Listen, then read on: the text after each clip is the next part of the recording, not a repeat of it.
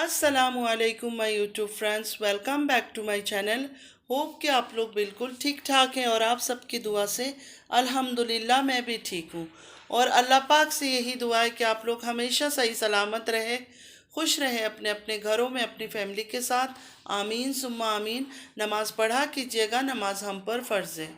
तो तारा ने बहुत ही एक इमोशनल बात किया कि मेरे अब्बू के इंतकाल के बाद मेरी अम्मी को खाने नहीं देते थे, पहनने नहीं देते थे, बाहर जाने नहीं देते थे। तो मैं तारा से ये पूछना चाहती हूँ कि आपको इस्लाम का ABCD कुछ भी नहीं पता, सिंगल चीज़ें भी आपको नहीं पता है क्या? तारा, आपको ये बात नहीं पता कि एक औरत जब विडो हो जाती है, बेवा हो जाती है, तो 4 महीना 10 दिन इद्दत का होता है। उस इद्दत में कोई हम लोग नया कपड़ा बना बना कर नहीं पहनते हैं, मेकअप नहीं करते हैं, कोई साजो सिंगार नहीं करते हैं, बाहर नहीं घूमते हैं। मन आपकी अम्मी को भी ये सब चीज़ें पता होगा। आपकी अम्मी ने आपको क्या बोला कि ये जुल्म हो रहा था उनके ऊपर?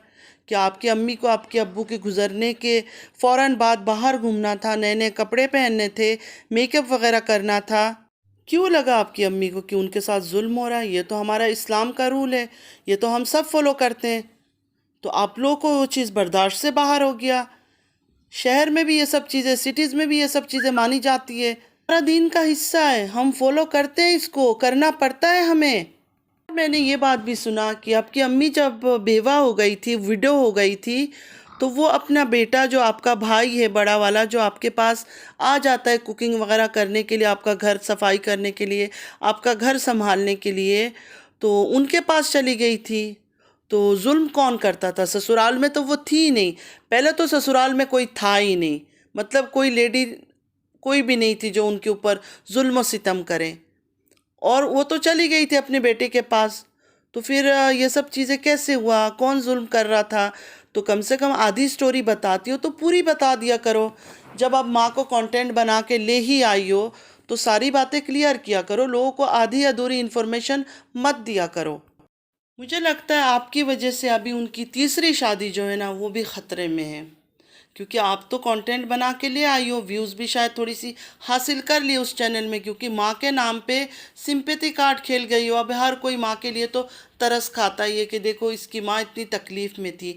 अब इन लोगों को ये नहीं था पता ना कि इद्दत का, और जो मुस्लिम आपका साथ दे रहे हैं और आपको क्रिएटिव क्रिएटिव कर रहे हैं, शायद उनको दीन का भी पता नहीं है। उनको ये भी नहीं पता कि एक औरत बेवा होने के बाद उसको इद्दत पूरी करनी पड़ती है।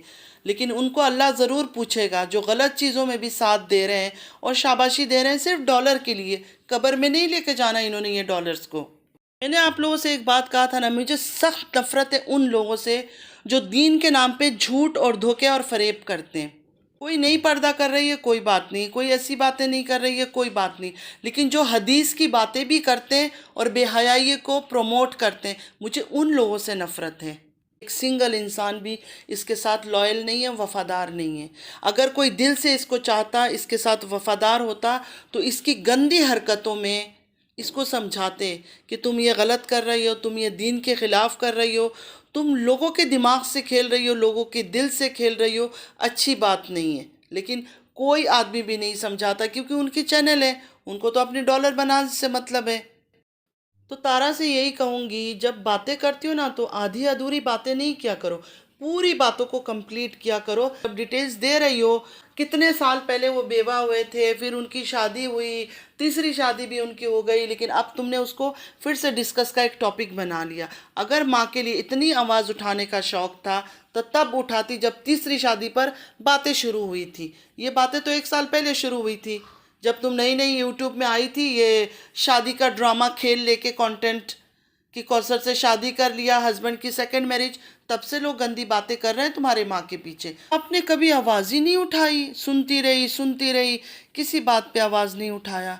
आज अचानक माँ के लिए प्यार आ गया क्योंकि व्यूज़ डाउन हो रहा है, इसलिए माँ को बुलाया जा रहा है, वहाँ से आ जाओ, वहाँ से आ जाओ। आके माँ को सामने बिठाऊंगी, दिखाऊंगी, देखो मैं अम्मी को ये खिला रही हूँ, अम्मी को प्यार कर रही हूँ। ऑफ कैमरा अम्मी से सारा काम करवाऊंगी, कुकिंग भी करवाऊंगी, क्लीनिंग भी करवाऊंगी, हर वो चीज़ अम्मी करेगी। लेकिन जब कैमरा से शूट करूंगी तो सामने सोफे में बिठा के अम्मी को चाय, अम्मी को पप्पी देना, अम्मी को किस करना, हग करना, खाना खिलाने का, बाहर लेके जाने का, ये सब चीज़ें शो करूंगी और लोगों की सिंपैथी गेन करूंगी कि वाह तारा कितनी बड़ी दिल वाली है, देखो माँ से कितना प्यार करती है। फर्माबरदार तो आप हो ही नहीं, ओबीडियंट बेटी तो आप नहीं हो, पता चल गया।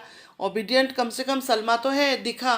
क्योंकि जैसे ही माँ ने आके बोला था कि ख़त्म कर दो, उसने कम से कम कुछ भी हो 1 मिनट में कम्युनिटी पोस्ट डाला, उसके बाद तो भी डाल दी। लेकिन आपने क्या किया? आपने कुछ नहीं, आप तो वहीं बैठी हुई हो। फिर इमोशनली ब्लैकमेल मत किया करो ना। बूढ़ी हो गई है आपकी माँ, काफ़ी एजड है, उनको सुकून से जीने दो। मतलब अपने शौहर के साथ वो ठीक ठाक सऊदीया में बैठी है, अल्लाह के घर के पास। नहीं अम्मी मेरे पास आ जाओ, नहीं अम्मी मेरे पास आ जाओ। क्या करेंगे अम्मी आके? आपको फीड करना है, मिल्क पिलाना है, बॉटल फीड करनी है, क्या करना है? क्यों बुला रही हो? सिर्फ और सिर्फ अपनी चैनल को चमकाने के लिए, अपने घर का एक फ्री की मेड मिल जाए, इसलिए अपनी माँ को बुला रही हो इस उम्र में। क्या कि वो काम करें, घर संभाले, और यूट्यूब में भी दिखा दिखा कर के नहीं मैं सब कुछ अपनी अम्मी के लिए कर रही हूँ, मैं तो खाना भी बना रही हूँ, खिदमत भी कर रही हूँ, पाँव भी दबाओगी, ये सब चीज़ें भी दिखाओगी, क्योंकि आपको तो अच्छा बनना है। ऑफ कैमरा आप कैसे भी हो, किस करेक्टर के भी हो, लेकिन ऑन कैमरा आपको दिखाना है देखो मैं कितनी सती सावित्री हूँ, मैं कितनी अच्छी हूँ। मतलब नाउज़ुबिल्लाहि मिनश शैतानिर रजीम।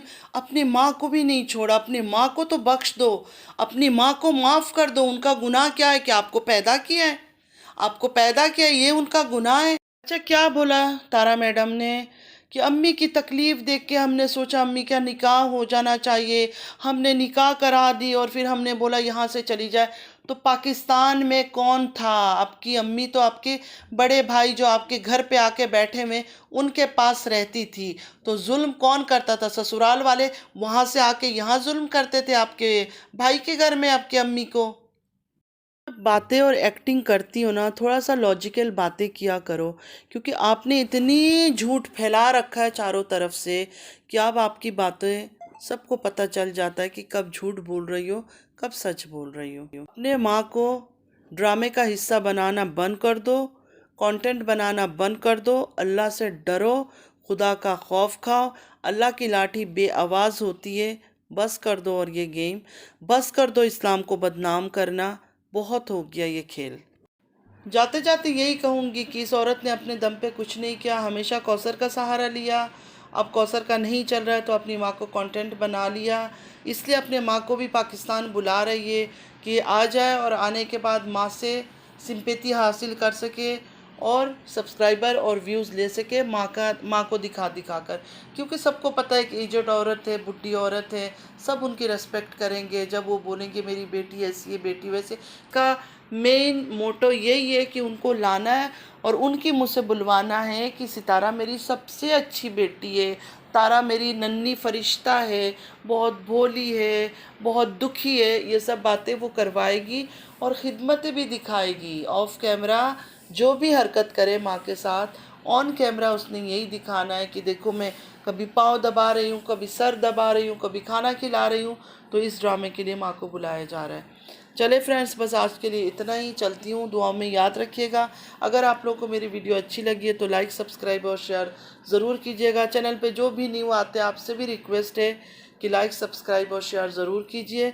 चलती हूँ, दुआ में याद रखिएगा। ज़िंदगी रही फिर मुलाकात होगी। अल्लाह हाफिज़।